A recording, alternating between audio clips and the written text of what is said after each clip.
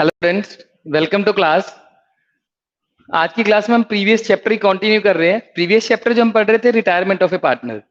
Retirement of A partner के अंदर हम जो अभी तक टॉपिक कवर कर चुके हैं वो पहला टॉपिक था profit ratio, new profit ratio calculate करना, आफ्टर देन गेनिंग रेशो। फिर हमने रिजर्व्स एंड एक्यूमुलेटेड प्रॉफिट्स का ट्रीटमेंट सीखा एंड गुडविल का ट्रीटमेंट सीखा। अब जब एक नया पार्टनर आता है बिजनेस के अंदर या एक पार्टनर बिजनेस से चला जाता है या डेथ हो जाती है तो फर्म रिकॉन्स्टिट्यूट होती है। जब एक फर्म रिकॉन्स्टिट्यूट होती है तो इट मींस हमें अपनी बैलेंस शीट को रिकॉन्स्टिट्यूट करना पड़ता है, नई बैलेंस शीट बनानी पड़ती है। क्योंकि एक पार्टनर बिजनेस में आएगा, ये एक पार्टनर छोड़ के चला जाएगा तो बिजनेस की जितनी भी एसेट्स एंड लायबिलिटीज हैं उनके अंदर चेंजेस आएंगे, रिजर्व्स का ट्रीटमेंट करना पड़ेगा। तो कुछ टॉपिक तो हम पिछले चैप्टर में भी पढ़ चुके हैं, अभी प्रीवियस क्लासेस के अंदर भी हम पढ़ चुके हैं कि एक पार्टनर जब बिजनेस से चला जाता है, रिटायर हो जाता है, तो कौन कौन से अकाउंटिंग ट्रीटमेंट किए जाते हैं। तो उसी के आगे एक टॉपिक आता है कि एसेट्स और लायबिलिटीज को भी रीवैल्यूएट किया जाता है। जब एक फर्म रिकॉन्स्टिट्यूट होती है तो एसेट्स एंड लायबिलिटीज को भी रिवैल्यूएट किया जाता है। ये हम प्रीवियस चैप्टर में भी पढ़ चुके हैं, इस चैप्टर के अंदर भी हमारे पास यही आता है कि एक पार्टनर जब बिजनेस से जाएगा तो एसेट्स एंड लायबिलिटीज को रिवैल्यूएट किया जाएगा, उससे जो प्रॉफिट और लॉस आएगा वो सभी पार्टनर्स में डिवाइड कर दिया जाएगा। हालांकि ये टॉपिक हम पहले पढ़ चुके हैं लेकिन यहाँ थोड़ा सा चेंज क्या है वो अब हमें देखना है। तो अब हमें जो आज का जो हमारा टॉपिक है, रिवैल्यूएशन अकाउंट बनाना है, कैपिटल अकाउंट बनाना है और बैलेंस शीट। तो रिवैल्यूएशन अकाउंट तो आप पहले भी सीख चुके हैं, एसेट्स एंड लायबिलिटीज को रिवैल्यूएट करना आप पहले सीख चुके हो। आज का जो मेन टॉपिक हमारा है वो है आपने एक जो पार्टनर जा रहा है आपने उसकी पेमेंट कैसे करनी है, मींस पेमेंट मेथड्स क्या रहेंगे। एक पार्टनर जब बिजनेस से रिटायर होके जा रहा है तो उसकी पेमेंट कैसे करनी है, वो आज का हमारा टॉपिक है। तो उसके लिए हमें कैपिटल अकाउंट बनाना पड़ेगा। कैपिटल अकाउंट में हमें देखना पड़ेगा कि उसकी पेमेंट किस तरीके से करनी है। तो कुछ टॉपिक तो प्रीवियस चैप्टर से ही रिलेटेड है, जो नया टॉपिक है वो हम देखते हैं। सबसे पहले हम स्टेटमेंट देखते हैं। जो ये स्टेटमेंट है नई बुक के अकॉर्डिंग, ये स्टेटमेंट है 32, सम नंबर 32 है अकॉर्डिंग टू न्यू बुक। तो आप उसकी स्टेटमेंट देख सकते हैं, मैंने स्टेटमेंट बोर्ड पे लिखी भी हुई है। तीन पार्टनर है A B and C, ratio दिया हुआ 5:3:2 एंड इसके अंदर रिटायर हो गया सी रिटायर हो जाता है। ये हमें बैलेंस शीट दी हुई है, creditors, employees, provident fund, reserve fund, workman compensation reserve and ये कैपिटल दी हुई है। And after then cash, debtor, stock, furniture, patents, building, goodwill, ये बैलेंस शीट की एसेट साइड है। और नीचे हमें एडजस्टमेंट दी हुई है कि सी रिटायर हो जाता है और गुडविल जो पूरी फर्म की है वो 20,000, पूरी फर्म की गुडविल 20,000। क्वेश्चन के अंदर जो हमें गुडविल दी हुई है उसमें हमें प्रॉफिट्स दिए हुए हैं, तो मैंने वो सब प्रॉफिट्स को कैलकुलेट करके गुडविल का अमाउंट लिख लिया ऑलरेडी, क्योंकि हम वो पहले सीख चुके हैं। तो जो हमें मेन चीज आज सीखनी है मैं उस पर ही फोकस करने वाला हूँ। तो गुडविल आपको दी हुई है पूरी फर्म की 20,000, उसमें से हमने सी का शेयर निकाल लिया 4,000। तो गुडविल की जो एंट्री हमने प्रीवियस क्लास के अंदर पढ़ी थी कि एक पार्टनर जब बिजनेस से रिटायर हो जाता है तो गुडविल की एंट्री क्या की जाती है, continuing partners capital account debit to retiring partner, जो हम पहले पढ़ रहे थे गेनर टू सेक्रीफाइसर। तो उसके अकॉर्डिंग गुडविल की एंट्री हो जाएगी। अब कॉन्टिन्यूइंग पार्टनर कौन है, ए एंड बी, और गेनिंग रेशियो जब हम कैलकुलेट करते हैं तो उसके अकॉर्डिंग हम एंट्री करेंगे। गेनिंग रेशियो हमारे पास आ जाएंगे 5:3, क्योंकि देखो सी रिटायर हो जाता है तो ये चला गया, तो गेनिंग रेशियो आपके पास क्या बचे 5:3। तो एंट्री जो हो जाएगी वो हो जाएगी continuing partners capital account debit to retiring partner। तो entry will be A is capital account debit, B is capital account debit to C is capital। अब A is capital, B is capital to C is capital। Amount आ जाएगा 4,000 को आप जब divide करेंगे 5:3 में, वो अमाउंट बन जाएगा आपका 2,500 एंड 1,500। तो ये गुडविल की एंट्री हम प्रीवियस क्लास के अंदर भी पढ़ चुके हैं। अब आपको क्वेश्चन में जो स्टेट एडजस्टमेंट दी हुई है कि प्रोविजन बनाना है आपको डेटर पे 5%। अब ये जो प्रोविजन बनाना है डेटर्स पे वो चला जाएगा रिवैल्यूएशन अकाउंट में। मैंने यहाँ रिवैल्यूएशन अकाउंट नहीं बनाया हुआ, रिवैल्यूएशन अकाउंट का मैंने डायरेक्ट प्रॉफिट ले लिया था, लेकिन मैं आपको यहाँ बताऊंगा कि एंट्रीज कौन सी कहाँ आएंगी रिवैल्यूएशन अकाउंट में। पीछे वाला टॉपिक रिवाइज हो जाएगा, हालांकि रिवैल्यूएशन अकाउंट सेम वैसे ही बनेगा जैसे अपने प्रीवियस चैप्टर के अंदर सीखा है। रिवैल्यूएशन अकाउंट का नेचर है नॉमिनल नेचर, नॉमिनल अकाउंट है, debit all the expenses and losses, credit all the income and gains. तो एसेट्स एंड लायबिलिटीज की वैल्यू को चेंज करने के लिए बनाया जाता है रिवैल्यूएशन अकाउंट। जो वैल्यू चेंज हो जाती है, जितने से चेंज होती है वो वैल्यू रिवैल्यूएशन अकाउंट में दिखाई जाती है। तो जो लॉसेज हैं वो रिवैल्यूएशन अकाउंट के डेबिट साइड और जो इनकम है वो रिवैल्यूएशन अकाउंट के क्रेडिट साइड। मैं एडजस्टमेंट्स पढ़ रहा हूँ, एडजस्टमेंट्स के थ्रू आपको बताऊंगा कि कौन सी चीज डेबिट आएगी, कौन सी क्रेडिट।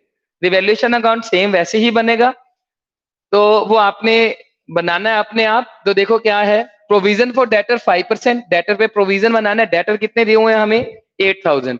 अब 8000 के डेटर हैं, 8000 पे 5% कितना आ जाएगा हमारे पास, 400। रिवैल्यूएशन अकाउंट के डेबिट साइड में लिख देंगे 400। आप मेरे साथ साथ भी बना सकते हैं। रिवैल्यूएशन अकाउंट का फॉर्मेट बनाइए।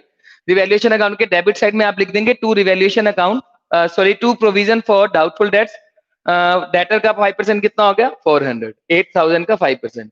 स्टॉक भी एप्रिशिएटेड बाय 10%, स्टॉक की वैल्यू बढ़ गई 10% से, तो बाय स्टॉक रिवैल्यूएशन अकाउंट के क्रेडिट साइड में आ जाएगा, बाय स्टॉक 10% से 4000। पेटेंट्स आर वैल्यूलेस, पेटेंट्स की वैल्यू 0 होगी, तो टू पेटेंट्स मतलब पेटेंट्स 0 हो गए हैं, वैल्यूलेस हो गए हैं, तो उनकी वैल्यू अब 0 होगी, तो आपका नुकसान हो गया, तो रिवैल्यूएशन अकाउंट के डेबिट साइड। साथ साथ बनाना चाहो बना सकते हो। डेटर ये प्रोविजन डेबिट साइड, ये क्रेडिट साइड। रिवैल्यूएशन अकाउंट के ये डेबिट साइड, ये क्रेडिट साइड इनकम होगी। पेटेंट्स ये डेबिट साइड लॉस हो गया। बिल्डिंग भी एप्रिशिएटेड बाय 20%, बिल्डिंग की वैल्यू बढ़ गई है तो प्रॉफिट हो गया, तो क्रेडिट साइड कितने से बढ़ेगी, 60,000 का 20% 12,000। क्रेडिटर्स आर टू बी पे 2000 मोर देन बुक वैल्यू, तो ये भी लॉस हो गया, ये डेबिट। क्रेडिटर्स को आपने 2000 ज्यादा देने हैं, तो रिवैल्यूएशन अकाउंट के आप क्रेडिट साइड में शो कर देंगे। अब रिवैल्यूएशन अकाउंट जब बनाते हैं तो हमारे पास प्रॉफिट निकल के आता है 9600 का। मैंने ऑलरेडी लिख रखा है, रिवैल्यूएशन अकाउंट नहीं बनाया मैंने, फॉर्मेट सेम ही बनेगा। आपको रिवैल्यूएशन अकाउंट बनाना है क्योंकि मेरे पास स्पेस नहीं था, और सेकेंडली मुझे कैपिटल अकाउंट समझाना है, तो उसके लिए मेन फोकस यही रखना है अपने को। और प्रॉफिट आएगा, उस प्रॉफिट को आप डिवाइड कर देंगे। Profit of revaluation account will be divided between old partners. ध्यान से, रिवैल्यूएशन अकाउंट का प्रॉफिट ओल्ड पार्टनर्स में डिवाइड होता है। अब यहाँ पे ओल्ड पार्टनर तीनों ही हैं, ध्यान रखना। कई बार बच्चे कंफ्यूज हो जाते हैं कि सर ओल्ड जो पार्टनर्स हैं, एक पार्टनर चला गया तो प्रॉफिट रिमेनिंग पार्टनर में बांटना चाहिए। बच्चे इन चीजों में कंफ्यूज हो जाते हैं कि रिमेनिंग पार्टनर्स में प्रॉफिट बांटा जाएगा, जबकि ऐसा गलत है। रिवैल्यूएशन अकाउंट का प्रॉफिट, पुराने प्रॉफिट, ओल्ड प्रॉफिट जितने भी पड़े हैं, वो सब ओल्ड पार्टनर्स में ओल्ड रेशियो में डिवाइड होते हैं। तो रिवैल्यूएशन अकाउंट का प्रॉफिट आपको ओल्ड पार्टनर्स में डिवाइड करना, तीनों में, ए बी सी। हालांकि सी रिटायर हो चुका है, लेकिन रिवैल्यूएशन अकाउंट का प्रॉफिट तीनों में डिवाइड होगा। तो आप डिवाइड करेंगे तो आ जाएगा 4800, 2800, 1920। ओल्ड रेशियो 5 रेशियो 3 रेशियो 2 उनमें डिवाइड हो जाएगा। अब इतना करने के बाद पहले आप क्या करते हैं, न्यू रेशो कैलकुलेट करते हैं। न्यू रेशो हमें दिए हुए हैं तो बहुत अच्छी बात है, नहीं दिए हो तो कैलकुलेट कीजिए। आफ्टर देन आपको कैलकुलेट करने हैं गेनिंग रेशो। गेनिंग रेशो आप डायरेक्ट निकाल सकते हैं तो बहुत अच्छी बात है। आफ्टर देन जनरल एंट्रीज, अगर क्वेश्चन के अंदर जनरल एंट्रीज कहीं हुई है तो आपको सभी एंट्रीज करनी है। ये हम प्रीवियस चैप्टर के अंदर भी पढ़ चुके हैं। सभी entries related to revaluation account, related to capital account, ये सब आपको एंट्रीज करनी है। Related to reserves, related to profits, goodwill की एंट्री, ये सब आपको एंट्रीज करनी है। उसके बाद आपको बनाना है रिवैल्यूएशन अकाउंट। रिवैल्यूएशन अकाउंट बनाने के बाद you have to be prepare capital account. आपको कैपिटल अकाउंट बनाना है, और कैपिटल अकाउंट के हमने स्टेप लास्ट चैप्टर में भी पढ़े थे, यहाँ पे भी वही आपको स्टेप्स मिलने वाले हैं। फर्स्ट स्टेप कैपिटल अकाउंट का क्या है, कैपिटल के बैलेंसेस। कैपिटल के बैलेंसेस कितने हैं, 50,000, 30,000 एंड 35,000 एंड 25,000। तो बाय बैलेंस ब्रॉट डाउन 50,000, 35,000, 25,000। मैंने वो कॉमन चीजें लिख ली हैं जो प्रीवियस चैप्टर से रिलेटेड है। जो नई चीज है वो आपको समझाता हूं अभी। सबसे पहले कैपिटल का बैलेंस, पहला step. Step number 2, balance sheet से reserves, accumulated profits and goodwill, old goodwill. तो देखो बैलेंस शीट में हमें क्या दिया हुआ था, रिजर्व फंड, एक प्रोविडेंट फंड दिया हुआ। प्रोविडेंट फंड कभी भी डिस्ट्रीब्यूट नहीं होता। प्रोविडेंट फंड आपके जो एम्प्लॉइज हैं उनकी आपके लिए लायबिलिटी है। एम्प्लॉइज की इनकम है तो हमें एम्प्लॉइज को पे करना है, तो वो कभी डिवाइड नहीं हो, तो वो एम्प्लॉइज का इनकम है तो उनको देनी है। रिजर्व फंड डिस्ट्रीब्यूट हो जाएंगे तो by general reserve, old ratio में हमने डिवाइड कर दिए 3000, 1800 and 1200। After then workman compensation reserve, यहाँ वर्कमैन कंपनसेशन की कोई लायबिलिटी नहीं थी, तो आपने पूरा का पूरा वर्कमैन कंपनसेशन डिवाइड कर दिया 1600 एंड 400। एंड आफ्टर देन इधर और कुछ भी नहीं है, यहाँ हमें गुडविल दी हुई थी, और goodwill will be written off, ये रिटर्न ऑफ हो जाएगी। डेबिट साइड में लिखेंगे goodwill written off to goodwill, old ratio में 3000, 1800 एंड 1200। स्टेप नंबर 1 कैपिटल के balances. Step number 2 balance sheet से reserve and profit. Step number 3 profit और losses of revaluation account. Profit थे revaluation account के, तो ये प्रॉफिट थे, हमने यहाँ लिख दिया बाय रिवैल्यूएशन अकाउंट 4820 2880 एंड 1920। तो 3 स्टेप जो पिछले चैप्टर से रिलेटेड थे वो सेम वही के वही है, आपको एज इट इज बनाना है। क्योंकि जब एक पार्टनर आ रहा है या पार्टनर जा रहा है, फर्म रिकॉन्स्टिट्यूट होती है, तो कुछ चीजें तो कॉमन ही है। बस एक पार्टनर जब आ रहा था कैपिटल लेके आ रहा था, अब एक पार्टनर जा रहा है तो कैपिटल लेके जाएगा, गुडविल लेके जाएगा, तो वो ट्रीटमेंट चेंज हो जाएंगे, बाकी सब ट्रीटमेंट सेम है।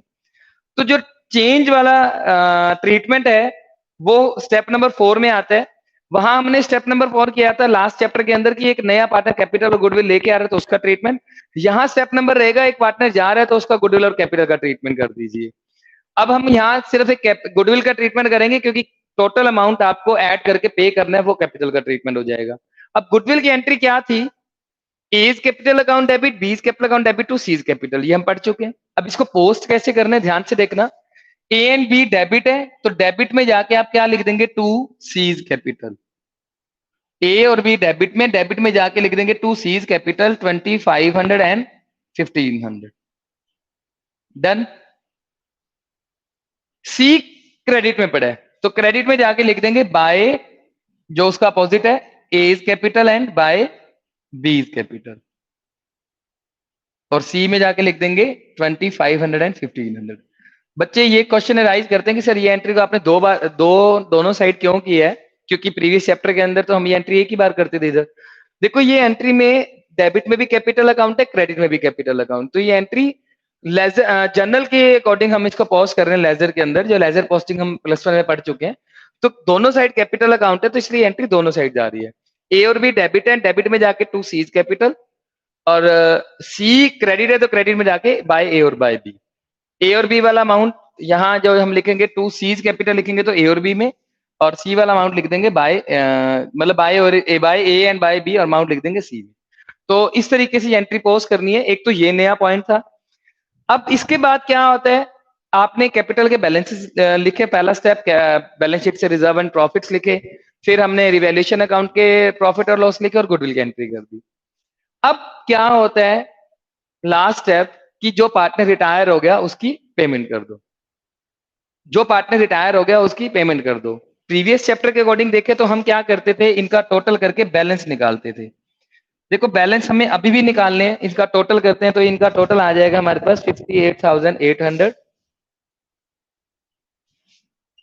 और 40,280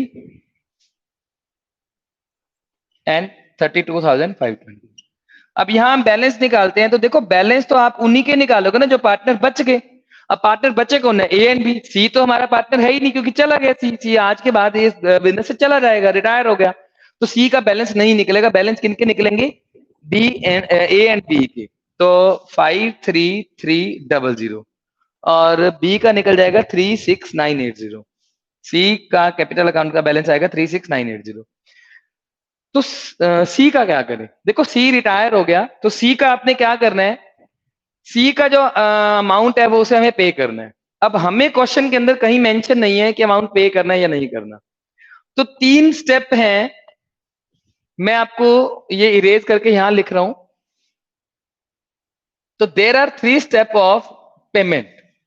मतलब एक नया जो पार्टनर बिजनेस में रिटायर हुआ है बिजनेस से, तो उसको जो हमने कैपिटल का अमाउंट देना है उसका ट्रीटमेंट कैसे करेंगे। पहला स्टेप क्या है, क्वेश्चन के अंदर कुछ भी मेंशन नहीं है। तो आप देखो पहला नॉर्मली पॉइंट तो क्या आता है कि जो पार्टनर रिटायर होगा उसकी पेमेंट कर दो, फुल पेमेंट कर दो। ठीक है। स्टेप नंबर 2, अगर पेमेंट नहीं करनी तो देनी तो है ही, आज नहीं करनी इन फ्यूचर देनी पड़ेगी। इन फ्यूचर देनी पड़ेगी तो हमारी लायबिलिटी क्रिएट होगी, तो उस पार्टनर का लोन अकाउंट बना दीजिए, वो पैसा लोन में ट्रांसफर कर दीजिए। मतलब हमारे लिए वो लोन हो गया, हमें वो पर्सन को पैसा देना है। और थर्ड पॉइंट क्या है कि पेमेंट, कुछ पेमेंट कर दो और कुछ आप क्या करो, मतलब पार्शियल पेमेंट कर दो और पार्शियल अमाउंट किसमें डाल दो? लोन। मतलब 3 मेथड है। अगर एक पार्टनर बिजनेस से रिटायर हो जाता है, या तो आप उसका पैसा दे दो, पे कर दो, सारा का सारा पैसा पे कर दो। सेकंड स्टेप है पे नहीं करना चाहते आज, तो आप उसका लोन अकाउंट बना के उसको लोन में ट्रांसफर कर दो। थर्ड स्टेप है कि कुछ पेमेंट कर दो, कुछ लोन में डाल दो। अब इसके लिए ध्यान से सुनना, अगर पहला स्टेप है कि पेमेंट करनी है, हमें क्वेश्चन के अंदर मेंशन किया हुआ है कि आप जो पार्टनर रिटायर हो गया उसको सारा का सारा अमाउंट पे कर दो। अब सारा का सारा अमाउंट पे करने के लिए दो पॉइंट हो सकते हैं, या तो हमारे पास बिजनेस में पैसा पड़ा है, फॉर एग्जाम्पल हम इसका बैलेंस निकालते हैं, 32,520 में से माइनस करते हैं तो ये बैलेंस आ जाएगा 31320। 31320। आप ध्यान रखना, पहले आपने सी का ट्रीटमेंट करना है, फिर ए और बी के बैलेंस निकालने। मैंने भी इसलिए स्पेस छोड़ा था, तो आपने पहले इसका ट्रीटमेंट करना है। अब देखो, अगर हमें फर्स्ट स्टेप के अकॉर्डिंग चलना होता, यहां हमें क्वेश्चन में मेंशन नहीं है तो इसलिए हमें यहाँ पे लोन में ट्रांसफर करना है, जो इसका आंसर है इस क्वेश्चन का। लेकिन मैं आपको पूरी चीज समझा रहा हूं एक ही क्वेश्चन के थ्रू। अगर हमें पूरी पेमेंट करनी होती, मतलब क्वेश्चन में आपको स्पेशली मेंशन होता कि आप पर्सन को पूरी पेमेंट कर दो, तो पूरी पेमेंट करने के लिए दो पॉइंट है। बिजनेस में या तो हमारे पास कैश पड़ा है या नहीं पड़ा। देखो अब यहाँ कैश कितना पड़ा है, 2000। अब हमारे पास पैसे ही नहीं पड़े देने के लिए, तो पेमेंट कहां से करें? अगर यहाँ हमारे पास पड़े होते 52,000, 42,000, फिर तो हम इसको पूरी पेमेंट कर देते। जरूरी नहीं है कि आपके पास पैसा पड़ा है और आपको पेमेंट पूरी करनी है। आपको जो चीज क्वेश्चन में मेंशन होगी उसी तरीके से ट्रीटमेंट करना है। पेमेंट करने के लिए कहा है तो करनी है, नहीं करने के लिए कहा तो नहीं करनी। अब पहले पॉइंट पे आते हैं, अगर हमें पेमेंट करनी होती तो दो पॉइंट आते हैं। या तो बिजनेस में पैसा पड़ा होता, पैसा पड़ा है तो बहुत अच्छी बात है, उसको सारा का सारा अमाउंट दे दो टू कैश। या ऐसा हो सकता था कि हमारे पास पैसे ही नहीं पड़े बिजनेस में, जैसे इस पॉइंट के अंदर है, पैसे पड़े 2000 और पेमेंट करनी कितनी है आपको, 31,320। और उसने हमें क्वेश्चन के अंदर मेंशन किया है कि आपको सी को पूरी पेमेंट करनी है। फिर हम क्या करेंगे, बैंक से लोन उधार लेके इसकी पेमेंट कर देंगे। 2000 आप कैश में दे दोगे टू कैश, और बाकी पेमेंट आप कर देंगे टू बैंक। आपको क्वेश्चन के अंदर स्पेशली मेंशन होगा कि आप जो पार्टनर रिटायर हुआ है उसे पूरी पेमेंट कर दें और बैंक से लोन लेके पेमेंट करें। बैंक में कोई चीज गिरवी रख के बैंक से लोन लेके पेमेंट कर दें, तो हमें मेंशन होगा। तो हम क्या करेंगे, ये सारा अमाउंट भी बैंक से लोन लेके दे सकते हैं, लेकिन हम सारा अमाउंट नहीं लेंगे, क्योंकि जितना अमाउंट बैंक से कम लेंगे उतना अच्छा हमें इंटरेस्ट कम लगेगा। अगर पूरी पेमेंट करने के लिए कहा गया है तो आपने क्या करना है, ये देखना है आपके पास कैश पड़ा है या नहीं पड़ा। कैश पड़ा है तो पूरी पेमेंट कर दो, नहीं पड़ा तो आप कहीं से लोन लेके पेमेंट करेंगे। सेकंड पॉइंट, हमें कुछ क्वेश्चन के अंदर कुछ ही नहीं कहा हुआ, या ये कहा हुआ है कि आपने पेमेंट अभी नहीं करनी, वो अमाउंट हमें 6 मंथ के बाद, 1 ईयर के बाद, 2 ईयर के बाद पे करना है, वो लोन में ट्रांसफर कर दो। तो आप यहाँ पे क्या लिख देंगे, जैसे इस क्वेश्चन के अंदर है, तो कुछ नहीं कहा हुआ तो हम लिख देंगे to C's loan account. Clear? पहली पेमेंट तो ये पहला पॉइंट है कि पेमेंट कर दो। पेमेंट करने के लिए कहा होता तो ठीक है। सेकंड पॉइंट, पेमेंट करने के लिए नहीं कहा हुआ या हमें ये कहा हुआ है कि लोन में ट्रांसफर कर दो, तो हम लोन में लिख देंगे। ठीक है। और थर्ड पॉइंट है कि कुछ पेमेंट कर दो, कुछ लोन में डाल दो। ऐसा भी हो सकता है कि हमें क्वेश्चन के अंदर कहा हो कि जितना कैश पड़ा है वो कैश दे दो, बाकी लोन में डाल दो। कैश कितना पड़ा है, 2000, तो आप लिख देते टू कैश 2000, बाकी अमाउंट कहां डाल देते, लोन अकाउंट में। तो आप क्या करेंगे, इस तरीके से इसका आप टोटल कर लीजिए 58,800। जो आज का हमारा मेन सीखने वाला पॉइंट था, बेसिक, वो यही था कि आपने जो पार्टनर रिटायर हो गया उसकी पेमेंट किस तरीके से करनी है। जो पार्टनर रिटायर हो गया उसकी पेमेंट हमने कैसे करनी है, या तो हम क्या करें कि पूरा का पूरा अमाउंट उसको पे कर दें। उसमें दो पॉइंट निकल के आते हैं कि बिजनेस में पैसा पड़ा भी है या नहीं पड़ा। पैसा पड़ा है तो दे दो, नहीं पड़ा तो बैंक से लोन लेके उधार दे दो। अगर पूरी पेमेंट नहीं करनी या पेमेंट ही नहीं करनी है तो लोन में ट्रांसफर कर दो। या ऐसा भी हो सकता है कि कुछ पेमेंट कुछ पे कर दो, कुछ लोन में ट्रांसफर कर दो। जो पे करना है तो वो कैश, जो नहीं करना वो लोन में चला जाएगा। ठीक है। तो इस तरीके से कैपिटल अकाउंट हमारा प्रिपेयर होता है। उसके बाद हमें बनानी होती है बैलेंस शीट। अब बैलेंस शीट कैसे बनाई जाती है, सेम जैसे हमने प्रीवियस चैप्टर के अंदर सीखी है। जो चीज चेंज हो चुकी है चेंज करके लिख दीजिए, और जो चीज चेंज नहीं उसको एज इट इज लिख दीजिए। मैं इसी बैलेंस शीट के नीचे आपको बना के सिखाता हूँ बैलेंस शीट। थोड़ा सा एक पॉइंट चेंज हुआ है, वही हमने मेन सीखना है। तो बैलेंस शीट देखो, रिवाइज बैलेंस शीट कैसे बनेगी। आप इसको ओपनिंग बैलेंस शीट भी लिख सकते हैं, रिवाइज बैलेंस शीट भी लिख सकते हैं। तो देखिए क्या इसमें चेंजेस हुए हैं। क्रेडिटर्स के बारे में से हमें क्या कहा था कि आपको 2000 की पेमेंट ज्यादा देनी है। जब हम एडजस्टमेंट पढ़ रहे थे तो पेमेंट ज्यादा करनी है, तो क्रेडिटर कितने आ जाएंगे, 12,000। प्रोविडेंट फंड के बारे में इसने हमें कुछ नहीं कहा था, कोई लायबिलिटी नहीं थी, तो एज इट इज का एज इट इज आ जाएगा। उसके बाद रिजर्व फंड डिस्ट्रीब्यूट कर लिए थे, नहीं आएंगे। वर्कमैन कंपनसेशन डिस्ट्रीब्यूट कर लिया था, नहीं आएगा। कैपिटल, अब कैपिटल सिर्फ दो की आएंगी जो ये बैलेंस बचे हुए। ठीक है। तो कैपिटल आएंगी सिर्फ दो पर्सन की, ए एंड बी की। ए की कितनी आ जाएगी, 53,300, और बी की कितनी आ जाएगी, 36980। और सी का क्या करेंगे, सी की तो कैपिटल नहीं है, सी का लोन हो गया यहाँ, क्योंकि हमारे लिए लायबिलिटी है, इसको लायबिलिटी साइड लिख देंगे 31320। आपने पूरा ऊपर लिखना है, but liabilities amount, assets amount, और आप इन दोनों को अंदर लिख के टोटल भी बाहर निकाल सकते हैं, ऐसे भी लिख सकते हैं। मतलब यहाँ नया पॉइंट क्या है कि सी की कैपिटल नहीं बचेगी, सी का क्या बन जाएगा, लोन। अगर हमने पेमेंट नहीं करी, इस क्वेश्चन के अकॉर्डिंग यहाँ पे क्या आ जाएगा, लोन। ठीक है, इधर से आ जाए हम कैश, कैश पे कोई इफेक्ट नहीं हुआ, एज इट इज, ना तो बिजनेस में कैश आया ना गया। डेटर्स के बारे में इसने कहा था कि प्रोविजन बनाना है, तो आप इसमें से माइनस करके ये प्रोविजन बना दीजिए।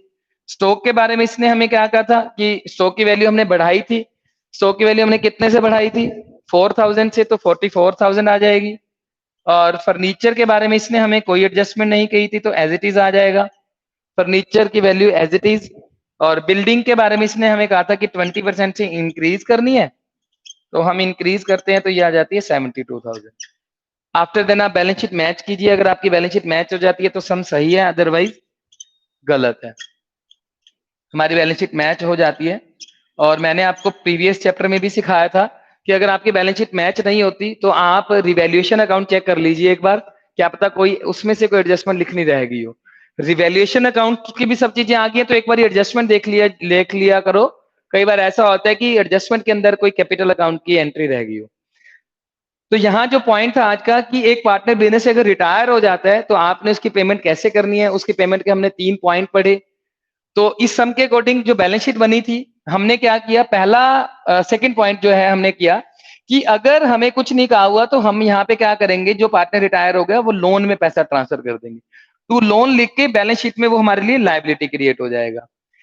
अगर हम फर्स्ट मेथड के अकॉर्डिंग सम करते कि अगर आपने उसकी पूरी पेमेंट करनी होती, अब यहाँ इस क्वेश्चन के अकॉर्डिंग पूरी पेमेंट करते तो पैसा तो हमारे पास पड़ा है 2000, तो हम क्या करते, यहाँ कैश खत्म कर देते 2000 का, अगर उसकी सेकेंड एडजस्टमेंट करते, और जो बाकी 29,320 बचता वो लोन लेते बैंक से।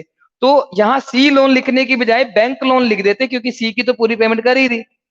अगर हमें फर्स्ट मेथड के अकॉर्डिंग सम करना होता और उसमें हमें दिया होता कि आप सी की पूरी पेमेंट कर दीजिए और जो पैसे कम रहे बैंक से लोन लेके कर दीजिए, नेक्स्ट सम में आएगा, ये नेक्स्ट सम में सीखेंगे। अभी एक सम में मैं सारे पॉइंट कवर करा दूं आपको।